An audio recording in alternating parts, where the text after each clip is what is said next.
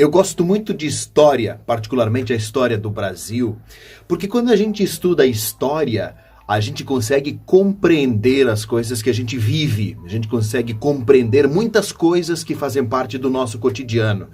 E se tem uma coisa que eu acho que nós herdamos da história do Brasil, é a capacidade que a gente tem de não falar as coisas diretamente, de mandar os outros falarem. Querem 2 episódios da história brasileira que foram assim. Um deles foi em 1822, quando Dom Pedro I proclamou a independência do Brasil. A gente vê aquela figura, aquela pintura de Pedro Américo.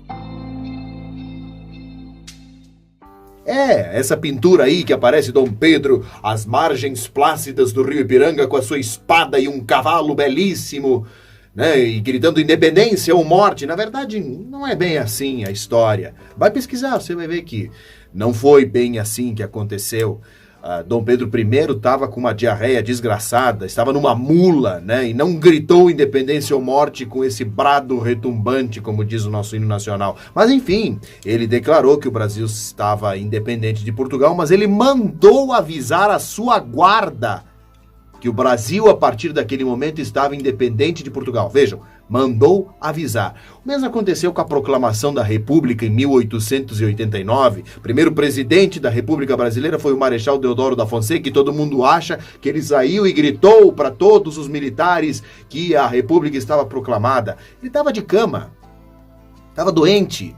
E ele falou, se eu não estou enganado, para o Quintino Bocaiúva e mais alguém que estava junto com ele no quarto, muito debilitado: diga que a República está proclamada. Então, no Brasil, as pessoas mandam dizer. E isso acontece no dia a dia, né? É gente que não tem coragem de falar cara a cara e manda os outros dizer. Ou vem de piadinha. O que eu vejo de político que fica de burro porque não foi mencionado em protocolo. O que eu vejo de gente que fica doída porque não foi convidada para uma festa, porque não foi tratada do jeito que queria, mas fica reclamando para todo mundo, ao invés de falar diretamente. Fica destilando o mimimi, fica destilando o falatório, a fofoca, a raiva, ao invés de falar diretamente as coisas. Fica fazendo intriga, fica fazendo as pessoas de pombo-correio. Ninguém é pombo-correio de ninguém. Assuma as posições que você tem e de forma direta, seja coerente, seja corajoso, não seja um covarde para se esconder atrás ou de um computador, ou de um celular, ou de outras pessoas, para falarem as coisas que você pensa. Que herança maldita que a gente tem de ficar mandando dizer as coisas. Diga diretamente. Eu costumo dizer que a gente pode falar qualquer coisa para as pessoas, desde que a gente saiba falar.